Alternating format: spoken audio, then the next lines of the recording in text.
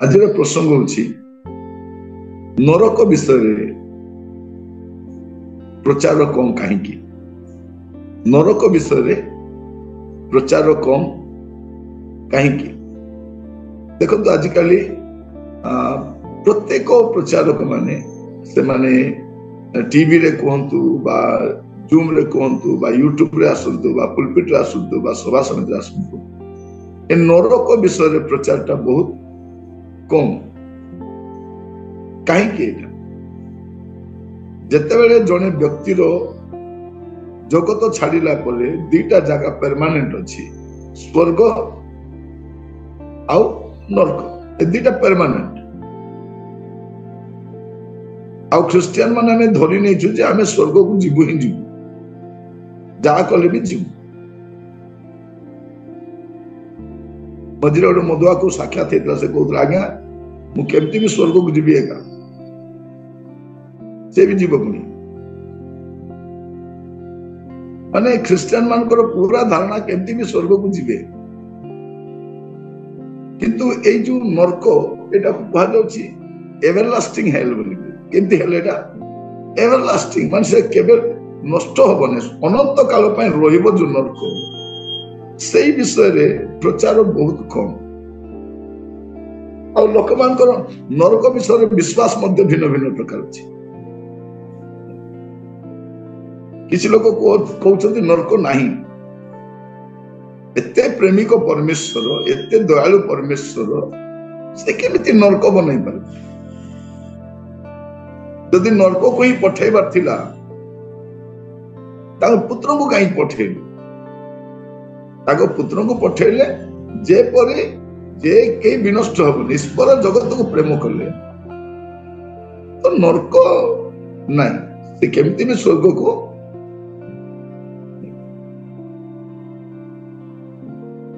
आउ किसी लोग कहते नरक अच्छी मात्र से पृथ्वी राका अच्छी लोक कह ना आज्ञा नरक किसी ना आज्ञा पृथ्वी आका नरक पृथ्वी राका से नरक अनुभव कर नरक ये आगा अच्छी सत कथा से भी सत कथा नरक ये आगा अच्छी जो मान जीवन में जीशु नहांती जो माने प्रभु को मानु नांती से माने इठी नरकर अनुभव भी करबे तांकर जीवन नरक भले हे जीवो आउ किसी लोग कहउछंती नरक अछि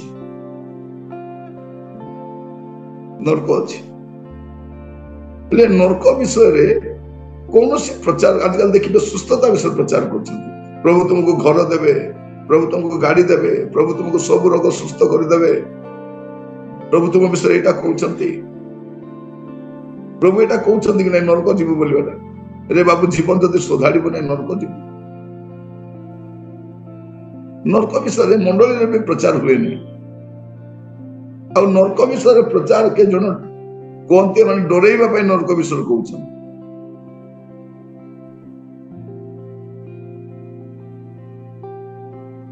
पढ़िबा केतरा पद एटलिस्ट आमर ज्ञान रे थाउ आमे जो मान को जानी छु आमे जेपरि से मान को जणै परिबा जे देखो नरक अछि आ एटा अनंत काल पय अछि माथ्यू 25 तारो 41 माथ्यू 25 तप्तरे से बाम पार्श्वस्थ लोकन को मध्य कहिबे रे शापग्रस्त माने मो सम्मुखर दूर होई शैतान और ताहार दूत मानक निमंते प्रस्तुत करा जायथिबा अनंत अग्नि मध्य को प्रस्थान कर देखे तत्परे तत्परे से बाम पार्श्वस्थ लोक को मध्य कहिबे रे शापग्रस्त माने मोह सम्मुखर दूर होई शैतान और तार दूत मानक निमंते प्रस्तुत करा जायथिबा अनंत अग्नि कौन अग्नि अनंत अग्नि मध्य को प्रस्थान करो नरक केमती जगह अनंत अग्नि आउ सेठी लोक मान को जीवा को पड़िबो जे माने अभिशप्त लोक मान आशीर्वाद युक्त स्थान नहीं अभिशप्त लोक मान पापरे जर्जरित नाना प्रकार मंदतार लिप्त से प्रिपेयर प्रस्तुत करा जायछि। मार्को पुस्तक देखिए तार 9 पर्व 48 पद मार्को 9:48 कारण नरकरे सेमानकर कीट क्षय पाए नहीं आउ अग्नि निर्वापित हुए नहीं। लिखा जाଉଛି कौन बोली नरकरे कौन हुए नहीं कीट क्षय पाए नहीं। एठी कीट क्षय पाए एटी कीट क्षय पाए एटी कीटनाशक औषध मध्य व्यवहार करा जाଉଛି जमी रे कीटनाशक औषध व्यवहार करा जाଉଛି आमे फिनोल व्यवहार करूछु नाना प्रकार कीटनाशक विषय आमे एठी आमे व्यवहार करूछु ब्लैक फिनोल व्यवहार करूछु किंतु एठी लिखा जाଉଛି नरक रे कीट क्षय पाए नाही। नरक रो कीट अनंत काल पाए से कीट थिबा जागा जिबे तापर लिखा अछि सेटार अग्नि निर्वापित हुए नहीं। अग्नि निर्वापित हुए नहीं। और बाइबल एटा भी प्रकाश करे जे क्यों माने से स्थान को जिबे सेटा मध्ये बाइबल प्रकाश करे। यदि बाइबल कहूची आमे प्रचारक माने कहिबा पई काहे की असुविधा होची हमरो प्रचारक माने सब निगुड़ कथा कहबा पे लागि पड़िछ निगुड़ विषय निगुड़ नाही सरल विषय भी बेले बेले कहबा अछि मते कहती आको निगुड़ विषय किछि जणा नै सत्य कथा मते निगुड़ विषय जणा नै मु जानि भी नै मु खाली सरल विषय जानि छी सरल भाव रे बुझाई जानि छी। बाइबल को प्रभु एते सरल भाव रे लिखि चंती जब सरल भाव रे बुझी पानी आपण देखिबे प्रकाशित वाक्य 21 पर्व तर 8 पर्व किंतु जो माने भीरु अविश्वासी घृण्य कलंकित नरघातक बेभिचारी मायावी और प्रतिमा पूजक से माने और समस्त मिथ्यावादी अग्नि और गंधक प्रज्वलित हृदय अंश पाइबे एहा ही द्वितीय मृत्यु। कौन लिखा जो माने भीरु क्यों माने जिबे गोटे पद खाली पड़ुची एमती गुड़े पद अच्छी लिखा जाଉଛି जो माने भीरु भीरु माने कौन ताड़ना आसिले डरी जाती समस्या आसिले डरी जाती प्रभु को पाए साक्षी हेबा पाए डरी जाती भीरु माने अंधार को देखि डरिबा लोक नै असरबा को देखि डरिबा लोक झिटिपिटी देखि डरिबा लोक भीरु बोली कुआ जाउ एटा तो मनुष्य भाव स्वाभाविक विषय। भीरु माने कौन ताड़ना आसले डरी जाती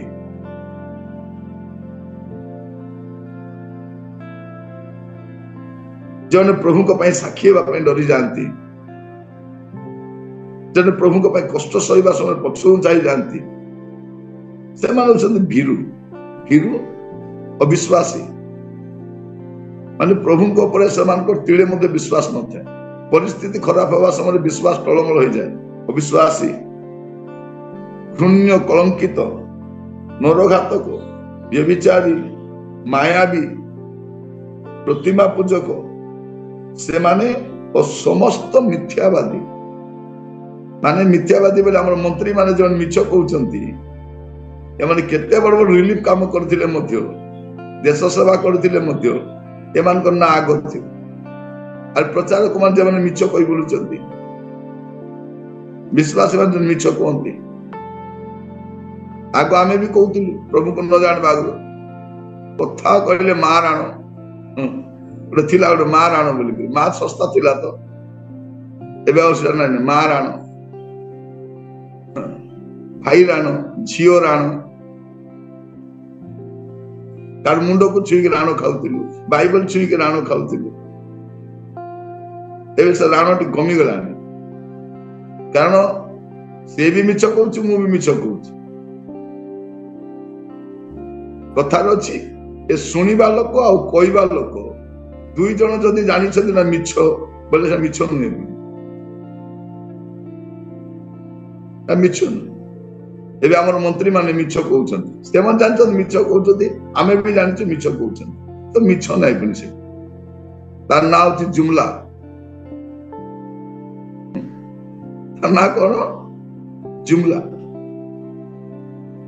अब आमर नेता माने सब ताइरे पीएचडी करिसन तो लिखा जाछि मिथ्यावादी माने कौन अग्नि और गंधक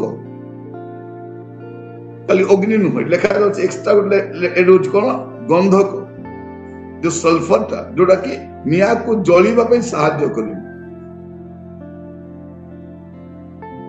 जोटा सदम हमरा रे पड़ी थिला अग्नि और गंधक ए गंधक कोन करिवो जलिबा पे सहायता करियो अधिक भाबरे जलु थाए सेते अग्नि निर्वापित हुए लेखा अछि अग्नि और गंधक प्रज्वलित हृदय रे स्थान पाइबे हृदय पूरा हृदयटा अग्नि हृदय एबे लोक पैसा खर्च करी ने हमें जाइथिलु बीच को जाइथिलु एबे आगो को बीच अछि अग्नि रो बीच सेटा आगो को अछि नेक्स्ट टाइम आपण जबे खरा छुट्टी रे जिबे बीच को जानतु नै पिलामान को नै कोनोसी रिवाइवल मीटिंग को जानतु कोनोसी गोटे मिशन फील्ड को जानतु कोनोसी गोटे चर्च को जानतु जाई कि 2-3 दिन से रुहंतु पिलामान को सिखांतु पचारंतु कोनोसी गोटे भलो मिशन फील्ड गोटे भलो अनुष्ठान रो मिशन फील्ड को जानतु पिलामान को बुलेई नियंतु नै कारण जगत बुलीबार जागा नै आपण को अनंत काल पड़ी स्वर्ग रे आपण को एंजॉय करिबा तो नरक विषय प्रचार बहुत कम एटा द्वितीय मृत्यु तापरे आगो को 20 पर्व भी लिखा जाउछि 20 तारो 12 13 14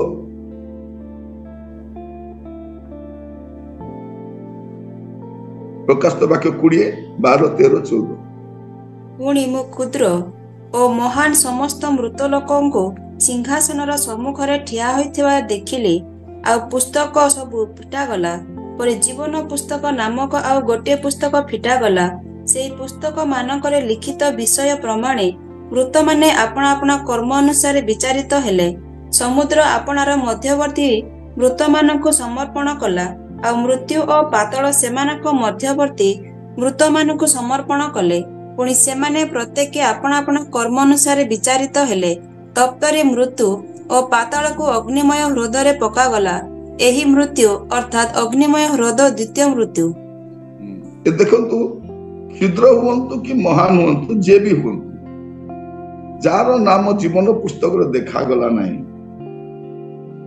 कौन करिवो समुद्र जे जुट मरि थाउ समस्त को बाहर करा जिवो आ कर्म अनुसार विचार करा जाय से अग्निमय हृदय रे पका जिवो अग्निमय हृदय माने ए कथा लोक मान को काहे के हमें कहूना एते लाइटली काहे केमती नहीं परिबा हमें नरक को एते सस्ता रे केमती नहीं पारि आपण भी सस्ता नहीं पारबे ने प्रचार को भी सस्ता नहीं पारबे ने हमर चर्च रे केमिति भी वर्ष रे 2-3 थर लोक मान को जते देवा दरकार नरक विषय सभा समिति रे नरक विषय कहबा दरकार सांगो साथी कहबा दरकार अरे भाई देखे एबे तू अलगा मु अलगा अछि तू भी कोन करछु मु भी कोन करछु मात्र जदि ठीक ठाक नाही यीशु को ग्रहण करि ना आमे नरक को जिबा प्रिय भाई भनी माने आमे हमर देशर समस्त को क्रिश्चियन करी ए देश को क्रिश्चियन कंट्री करिबा पे चाहना आमे चाहू हम देश लोक रक्षा पे स्वर्ग को चली जाते ए लोक मान को एमिति भ्रमित करा जाउछि कहिले न सर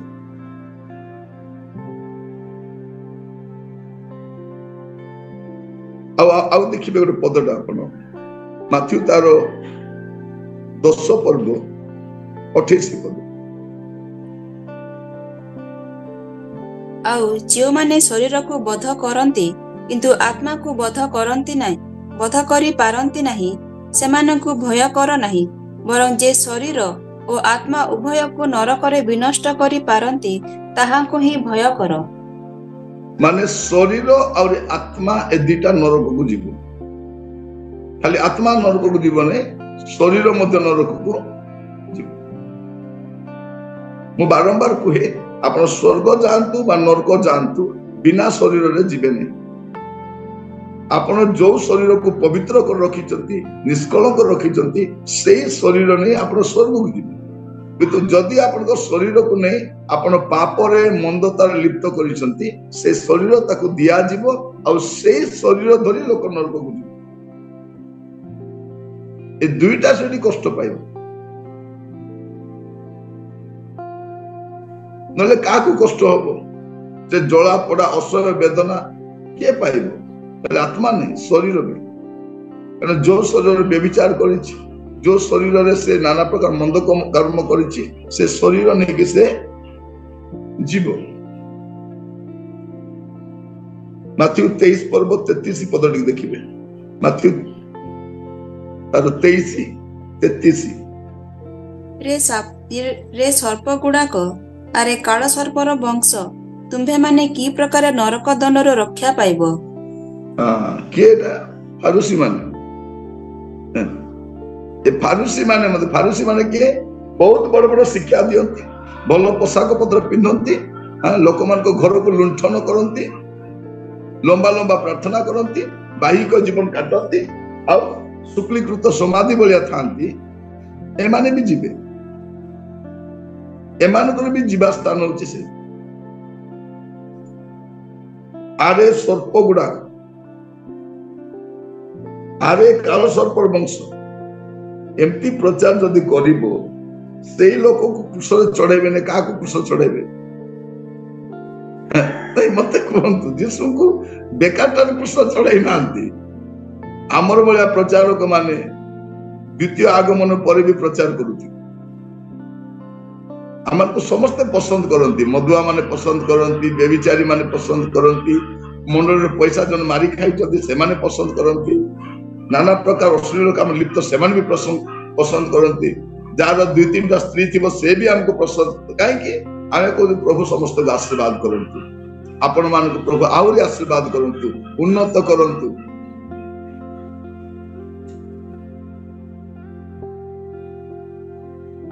ପ୍ରିୟ ଭାଇ ଭଉଣୀ ମାନେ, ବାପ୍ତି ଜଗତ ଜହନ ରେ କାଳ ସର୍ପର ବଂଶ, ତାଙ୍କୁ 6 ମାସ ଏକା, ଇଏ ଆର ବେଶୀ ବଞ୍ଚିଲା ବେଳେ ଅସୁବିଧା ଥିବ। ଯୀଶୁ ମତେ 3 ବର୍ଷ 6 ମାସ ମିନିଷ୍ଟ୍ରି। ଆମେ ପ୍ରଭୁଙ୍କର ଅନୁଗ୍ରହରେ ମୁଁ 40 ବର୍ଷ ସେବା କରିଛି। ପ୍ରଭୁଙ୍କ ଅନୁଗ୍ରହରେ ନାହିଁ, ଏ ଚୋର ଚଣ୍ଡାଳ ମାନଙ୍କ ଦୟାରେ। ଯଦି ଏମାନଙ୍କ ଭଳିଆ ପ୍ରଚାର କଲେ ପୁଲପିଟରୁ ଘୋଷାଡ଼ି ଆଣି ମାରିବେ, ପୁଲପିଟରୁ ଫିଲ୍ଡ ଧରିକି ତଳକୁ ଆଣିବେ, ସେମିତି ପ୍ରଚାର ଥିବାର ଅଛି।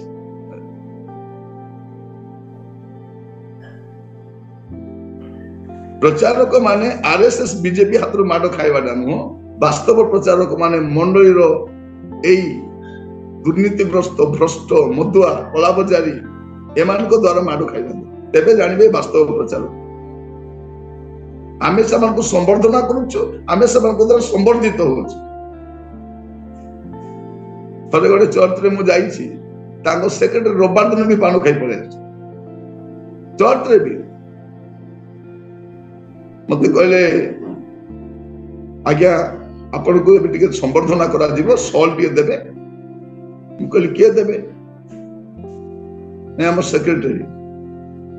ମୁଁ ଦେଖିଲି ସେ ଲୋକ ତ ପାନ ଖାଇଛି, ତାର ହାତରୁ ସଲ୍ ନେବି ନାହିଁ, ମୁଁ ନେବି ନାହିଁ, ସିଧାସଳଖ କହିଥିଲି। ଆଉ ଯାଇନାହିଁ ସେ ଚର୍ଚ୍ଚ, ଡାକି ନାହାନ୍ତି, ଏଇଟା ମୋର ଶେଷ। ମୁଁ କହିଲି ଆଉ ମୁଁ ତାଙ୍କର ହାତରୁ ନେବି ନାହିଁ, ଆଜ୍ଞା ଅସୁବିଧା ହେଇଯିବ। ଆଉ ସେ ଅସୁବିଧା ଆପଣ ବୁଝିବେ, ମତେ କିଛି ନାହିଁ, ମୁଁ ସଲ୍ ନ ନେଲେ ବି ଅସୁବିଧା ନାହିଁ, ମୁଁ ଥଣ୍ଡାରେ ମରିବି ନାହିଁ। ତାପରେ କଣ କଣ କଲେ କିଏ ଜାଣେ, ପରେ ଅନ୍ୟ ଜଣେ ଆଣି ସଲ୍ ଦେଲା। ମିଟିଂ ସରିଗଲା 3 ଦିନର, ସେ ସେକ୍ରେଟାରୀ ଆଉ ଦେଖା ନାହିଁ।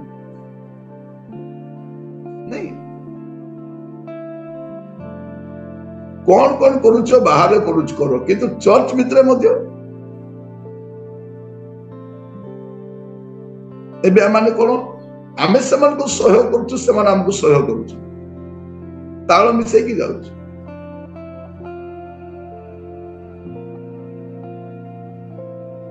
ପ୍ରିୟ ଭାଇ ଭଉଣୀ ମାନେ, ନରକ ବିଷୟରେ ପ୍ରଚାର କାହିଁକି କମ? କଣ ପାଇଁ କମ? ଆପଣ ଦେଖିବେ ପ୍ରକାଶିତ ବାକ୍ୟ 14 ପର୍ବ 11 ପର୍ବ, ପ୍ରକାଶିତ ବାକ୍ୟ 14:11। ଏପରି ଲୋକମାନଙ୍କ ଯନ୍ତ୍ରଣାର ଧୂମ ଯୁଗେ ଯୁଗେ ଉଠୁଥିବ, ଯେଉଁମାନେ ପଶୁ ଓ ତାହାର ପ୍ରତିମାକୁ ପ୍ରଣାମ କରନ୍ତି, ପୁଣି ତାହା ନାମର ଚିହ୍ନ ଗ୍ରହଣ କରନ୍ତି, ସେମାନଙ୍କର ଦିବାରାତ୍ର ବିଶ୍ରାମ ନାହିଁ। କଣ ଲେଖା ଅଛି? ସେମାନଙ୍କର ଦିବାରାତ୍ର ବିଶ୍ରାମ ନାହିଁ। କେଉଁମାନଙ୍କର? ଯେଉଁମାନେ ପଶୁର ଚିହ୍ନକୁ ଗ୍ରହଣ କରନ୍ତି। ଯେଉଁମାନେ ପଶୁର ଚିହ୍ନକୁ ଗ୍ରହଣ କରନ୍ତି ସେମାନଙ୍କର ଦିବାରାତ୍ର। ଏବେ ଆମେ ସେ ଚିହ୍ନ ସବୁ ଚାଲିଛି, ଏବେ ଖାଲି ଆମର ଶରୀରରେ ଏକା ଲଗାଯାଏ। ଚିହ୍ନ କାମ କରୁଛି, ଏବେ ସବୁ ସେଇ ସ୍କାନ କରିକି ଆମେ ବ୍ୟବହାର କରୁଛୁ। ଆପଣ ଦେଖନ୍ତୁ, ବିନା ବାର କୋଡରେ ଆପଣ କିଛି କିଣି ପାରୁନାହାନ୍ତି। ବଡ ବଡ ଦୋକାନରେ ଯାଆନ୍ତୁ, ସେଠିକାର ଗୋଟେ ଛୋଟିଆ ରୁମାଲ ମଧ୍ୟ ଆପଣ ବିନା ବାର କୋଡରେ ଆଣିପାରିବେ। କାଲି ଆମ ଘରେ ଟିକେ ସଉଦା ସରି ଯାଇଥିଲା, ମୁଁ କିଣିବା ପାଇଁ ଯାଇଥିଲି ଗୋଟେ ଦୋକାନରେ। ମୁଗ ଡାଲି, ସେ ଗୋଟା ମୁଗ କିଣିଲା ବେଳକୁ ସେ ବାର କୋଡ ଟାକୁ ସେ ମେସିନ ଟା ନଉନାହିଁ। କିଛି ଗୋଟେ ଗଡବଡ ଅଛି ବୋଧେ, ଆହୁରି କାହାର ବାର କୋଡ ଏଠି ଲଗା ହେଇଯାଇଛି। ଦୋକାନରେ କାମ କରିବା ଝିଅ ମାନେ କଣ ଜାଣିବେ କି? ଚିନିର ଆଣିକରି ଡାଲିରେ ଆଣିକରି ଲଗାଇ ଦେଇଥିବେ। ତ ସେ କଣ କରୁଛି, ଯେତେ ବି ଚେଷ୍ଟା କଲେ ସେ ବାର କୋଡ ଟାକୁ ସେ ନଉନାହିଁ। ମାନେ ଭାବି ଦେଖନ୍ତୁ, ବାର କୋଡ ଠିକ ନଥିଲେ, ବିନା ବାର କୋଡରେ ମୁଁ ସେ ଦୋକାନରୁ ମୁଗ ମଧ୍ୟ କିଣି ଆଣିପାରୁନି। ତା ମାନେ ଆଗକୁ ଦେଖିବେ ମଣିଷ ବିନା ବାର କୋଡରେ ବଞ୍ଚି ମଧ୍ୟ ପାରିବନି। ଜଗତରେ ଯଦି ରହିବ ତାକୁ ବାର କୋଡ ଦରକାର। ଏବେ ଆପଣ ଦେଖନ୍ତୁ, ଆପଣ ଦୋକାନରୁ ଯାହା ବି ଆଣୁଛନ୍ତି ଗୋଟେ ଚିହ୍ନଟା ଥାଉଛି ସେଠି, ଗୋଟେ ଚିହ୍ନ। ଚକୋଲେଟ ମଧ୍ୟ ଆଣିଲେ, ବିସ୍କୁଟ ମଧ୍ୟ ଆଣିଲେ, ତେଲ ମଧ୍ୟ ଆଣିଲେ, ମୋବାଇଲ କିଣିଲେ, ଟିଭି କିଣିଲେ, ଆପଣ ବ୍ୟାଙ୍କରୁ ପଇସା ଉଠାଇବା ପାଇଁ ମଧ୍ୟ ଦରକାର ପଡୁଛି। ଆଧାର କାର୍ଡରେ ବି ସେ ବାର କୋଡଟା ଥାଉ, ସବୁ ଜାଗାରେ ରହୁଛି। ଏଇଟା ଖାଲି ମଣିଷ ଶରୀର ଭିତରେ ଆସିବାର ବାକି ଅଛି।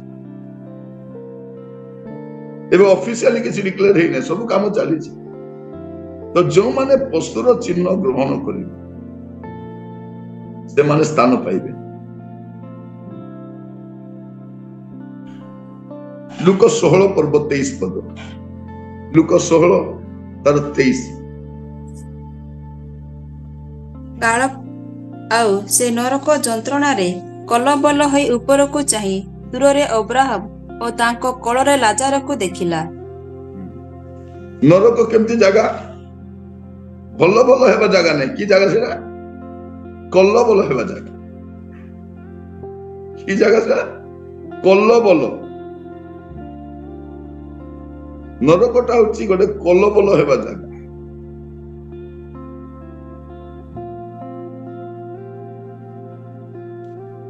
ନରକର ଯନ୍ତ୍ରଣା କଣ କରେ? ମଣିଷକୁ କଲବଲ କରେ। ତାମାନେ ସେ ଜାଗାଟା ହଉଛି ଗୋଟେ ମଣିଷର ଅସହ୍ୟ ଯନ୍ତ୍ରଣା। ନରକରେ ସେ କଲବଲ ହବ। ସେଠିକାର ଯନ୍ତ୍ରଣା କଲବଲ ହେବା ଜାଗା। ଏଇଟା ଲୋକଙ୍କୁ କହିବା ଦରକାର। 24 ପଦ କଣ ଲେଖାଯାଉଛି? 24 ସେଥିରେ ସେ ଡାକି କହିଲା, ହେ ପିତା ଅବ୍ରାହମ, ମୋତେ ଦୟାକରି ଲାଜାରକୁ ପଠାଇ ଦିଅନ୍ତୁ, ଯେପରି ସେ ପାଣିରେ ଆପଣା ଅଙ୍ଗୁଳିର ଟିପ ବୁଡ଼ାଇ ମୋର ଜିଭକୁ ଥଣ୍ଡା କରେ, କାରଣ ମୁଁ ଏହି ନିଆଁରେ କଲବଲ ହେଉଅଛି। ଏଠି ବି କଲବଲ ହଉଛି। ନିଆଁ କେମିତି କରେ? କଲବଲ କରେ। କଲବଲ ହେବା ନିଆଁ। ଆଉ ସେଠି ମଣିଷକୁ ଗୋଟେ ଗ୍ଲାସ ପାଣି, ଗୋଟେ ଗିନା ପାଣି, ଗୋଟେ କାଣି ଅଙ୍ଗୁଠିରେ ବୁଡେଇକି ଗୋଟେ ଫିଙ୍ଗରର ଗୋଟେ ଟିପରୁ ଟିକେ ପାଣି ମଧ୍ୟ ପାଇବା ପାଇଁ ସେ ଅନନ୍ତ କାଳ ପାଇଁ କଷ୍ଟ ପାଇବ। ଅନନ୍ତ କାଳ ପାଇଁ ଗୋଟେ ଟୋପା ପାଣି।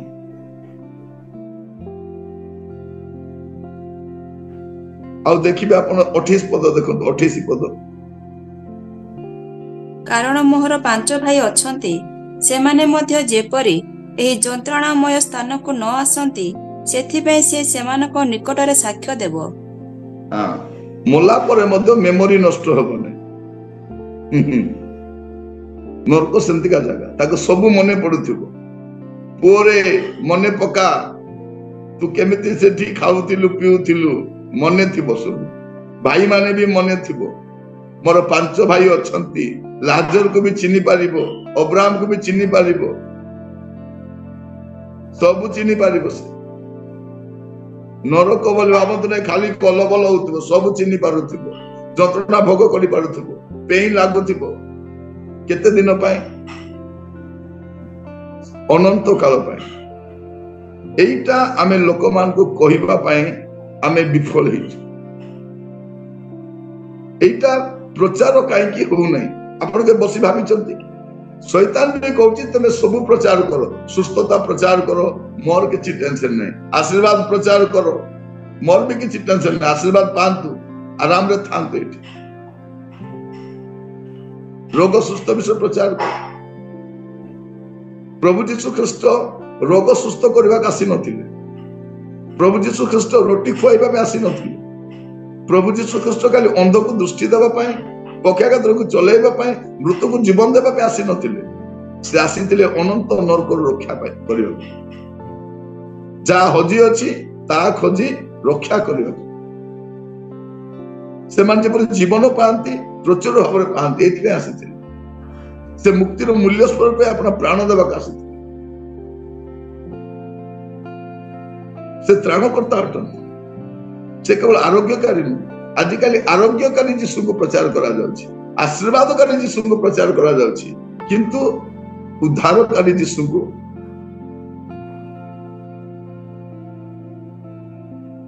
ପ୍ରିୟ ଭାଇ ଭଉଣୀ ମାନେ ପ୍ରାର୍ଥନା କରନ୍ତୁ ଯେ ମଣିଷ ମରିବା ପୂର୍ବରୁ ଥରେ ଏଟଲିଷ୍ଟ ସେ ନରକ ବିଷୟ ଟିକେ ଜାଣିଥିବା ଦରକାର।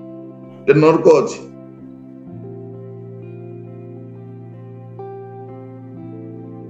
ଲୋକ କେମିତି ରକ୍ଷା ପାଇପାରିବ ସେଠୁ? 2-3 ପଦ ପଢିକି ପ୍ରାର୍ଥନା କରିବା। ଯୋହନ ତାର 5 ପର୍ବ 24 ପଦ। କେମିତି ଲୋକ ରକ୍ଷା ପାଇପାରିବ? ଯୋହନ 5:24।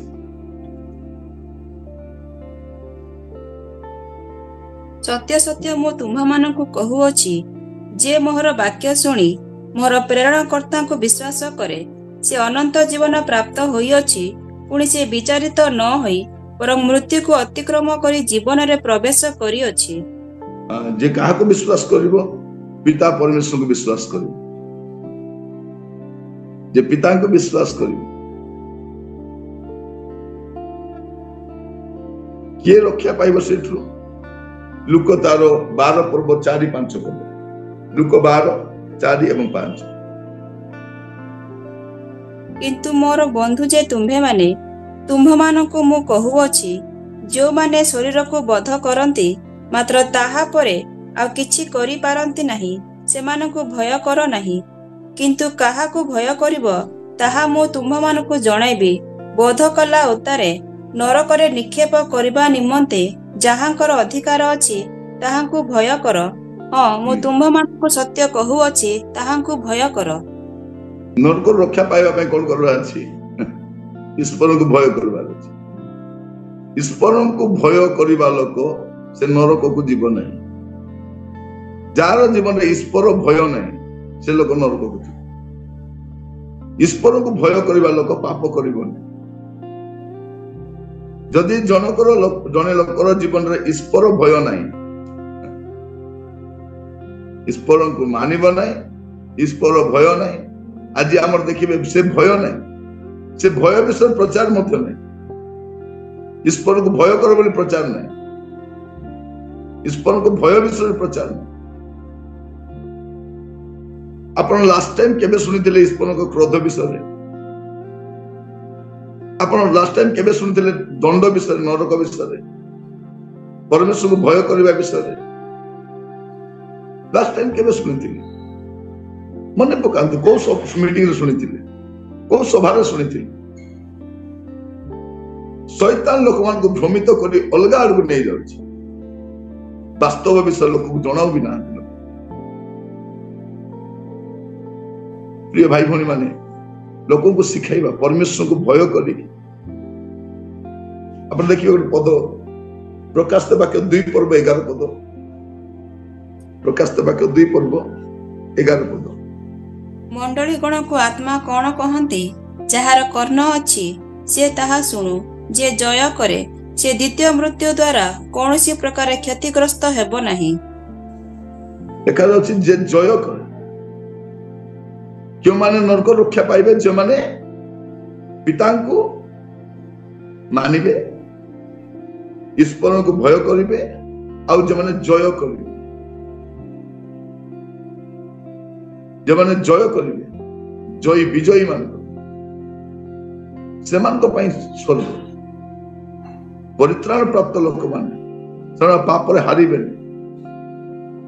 ଆଜି ଆମେ ପ୍ରାର୍ଥନା କରିବା, ଆମେ ତ ନରକରୁ ରକ୍ଷା ପାଇବା ପାଇଁ ଆମେ ପ୍ରସ୍ତୁତ ହଉଛୁ। ମୋର ପରିବାରର, ମୋର ଗ୍ରାମର ଅନେକ ଲୋକ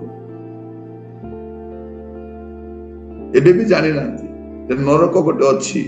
ଦେଖିବା ଆଉ ମଲା ପରେ କିଏ ଅଛି ନା ନାଇଁ କାହାକୁ ଜଣା। ଅଛି ନା ନାଇଁ? ବାଇବଲ କହୁଛି ଅଛି। ଆମେ କହିବା, ଲୋକଙ୍କୁ ବୁଝେଇବା, ଆମର କାମ ସେତିକି। ଆଗକୁ ଆପଣ ମାନେ ନରକ ବିଷୟରେ ସାବଧାନ ହେଇକି ଥିବେ। କଣ କଣ କଲେ ଜଣେ ନରକକୁ ଯିବ ସେ ଜାଣିଥିବା ଦରକାର।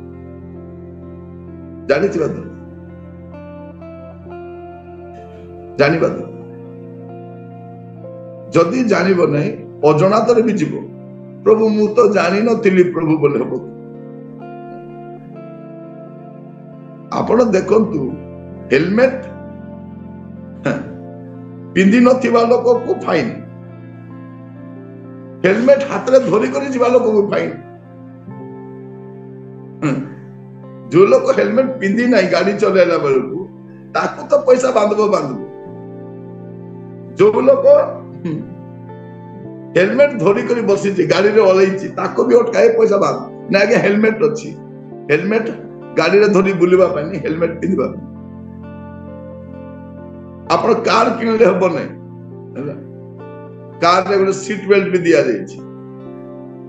ଅନେକ ଲୋକ ଦେଖିବେ 20 ଲକ୍ଷ ଟଙ୍କାର କାର କିଣିବେ, ମୋର କାର, ମୋର ଇଚ୍ଛା ନାଇଁ। ରାସ୍ତାରେ ଗାଡି ଆଣିଲ ମାନେ ସିଟ ବେଲ୍ଟ ଲଗାଇ କରି ଯିବ, ଏଇଟା ନିୟମ। ଏଇଟା ନହେଲେ ସିଧା ପାଇ। ମୋର ଗାଡି, ମୁଁ ଯେ ସ୍ପିଡରେ ଯିବି ନାହିଁ, ସ୍ପିଡ ଲିମିଟ ଅଛି। ଆଜିକାଲି ତ ରାସ୍ତାରେ ସବୁ ଲାଗିଛି କ୍ୟାମେରା। ଜଣଙ୍କର କାରରେ ଯାଉଥିଲି, ପୁରା ସ୍ପିଡରେ ରହୁଥିଲେ, ପୁରା ପିଟିକି ନେଲେ, ତାପରେ ପୁରା ସ୍ଲୋ ହେଇଗଲେ। ଭାଇ କଣ ହେଲା? ଭାଇ ସ୍ଲୋ କରିଦେଲେ। ନାଇଁ ଭାଇ ଆପଣ ଦେଖୁନାହାନ୍ତି ସବୁଆଡେ କ୍ୟାମେରା ଲାଗିଛି। ପୁରା ଯୋଉ ଲୋକ 120ରେ ନେଉଥିଲା ସେ ପୁରା 60ରେ ପଳେଇ ଧୀରେ ନେଉଛି। ଗୋଟେ ଭୟ ଅଛି, ପାନିଶମେଣ୍ଟ ହେବାର ଭୟ ଅଛି। ଆଉ ସେଇ ଭୟ ଆମ ଭିତରେ ରହିବା ଦରକାର ଯେ ମୁଁ ପାପ କଲେ ମତେ ବି ପ୍ରଭୁ ଦଣ୍ଡ ଦେବେ, ନରକ ଅଛି। ଆମର ଅଣଖ୍ରୀଷ୍ଟିଆନ ଭାଇ ଭଉଣୀ ମାନଙ୍କ ପାଇଁ ତ ନରକ ନାହିଁ, ନରକ ନାହିଁ ସେମାନଙ୍କ ପାଇଁ। ଏଠି ଆକା ଦଣ୍ଡ ପାଉଥିବ, କଷ୍ଟ ପାଉଥିବ, ଜନ୍ମ ହଉଥିବ, ମରୁଥିବ, ଜନ୍ମ ହଉଥିବ। ଭଲ କାମ କଲେ ଭଲ ହବ, ଖରାପ କଲେ ଖରାପ ହବ, କଷ୍ଟ ପାଇବ, ଅସୁବିଧା ହବ। ତାପରେ ସେ କଣ ହବ? ପରମାତ୍ମାଙ୍କ ସହିତ ପୁଣି ବିଲୀନ ହେଇଯିବ, ମିଶିଯିବ ପରମାତ୍ମାଙ୍କ ସହିତ। ମାନେ ଏ ଚୋର, ଏ ମଦୁଆ, ଏ ଗଞ୍ଜେଇ ଖାଉ, ଏ ବ୍ୟଭିଚାରୀ କୋଉ ଆତ୍ମା ସାଙ୍ଗେ ମିଶିବ? ପରମାତ୍ମା। ତେବେ ସେ ପରମାତ୍ମା ବି ଆତ୍ମା ଖାଇଥିବେ, ପରମ ହେଇଥିବେ ସେ ବି। ଏ ପରମ ଯାଇକି ସେ ପରମ ସାଙ୍ଗେ ମିଶିବ।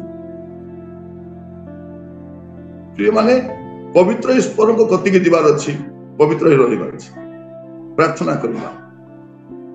ପିତା ପରମେଶ୍ୱର, ଆମେ ଆପଣଙ୍କୁ ଧନ୍ୟବାଦ ଦଉଛୁ, ଆପଣଙ୍କ କତିକି ଆସୁଛୁ। ପ୍ରତ୍ୟେକଙ୍କୁ ଦୟା କର ପ୍ରଭୁ। ନରକର ବାସ୍ତବିକତା ଜାଣିବା ପାଇଁ ସାହାଯ୍ୟ କର, ଜଣାଇବା ପାଇଁ ସାହାଯ୍ୟ କର। ପ୍ରସ୍ତୁତ ରହିବୁ, ପ୍ରସ୍ତୁତ କରିବୁ, ଏଥିପାଇଁ ଦୟା କର। ଜଗତ ଆମର ରହିବାର ସ୍ଥାନ ନୁହେଁ, ଆଜି ନଚେତ କାଲି ଆମେ ଛାଡ଼ିବୁ। ଏହା ଜାଣି ପ୍ରଭୁ ପ୍ରସ୍ତୁତ ରହିବା ପାଇଁ ସାହାଯ୍ୟ କର। ପ୍ରତ୍ୟେକଙ୍କୁ ଆଶୀର୍ବାଦ କର, ଦୟା କର। ପରବର୍ତ୍ତୀ ଦିନ ଗୁଡ଼ିକରେ ଆମେ ଯେପରି ସତର୍କ ଜୀବନ କାଟିବୁ, ଅନ୍ୟମାନଙ୍କୁ ମଧ୍ୟ ଜାଗ୍ରତ କରାଇବ, ଅନୁଗ୍ରହ କର। ପ୍ରାର୍ଥନା ଶୁଣିଥିବାରୁ ଧନ୍ୟବାଦ, ଯୀଶୁଙ୍କ ପ୍ରିୟ ନାମରେ ମାଗିଲି, ଆମେନ୍।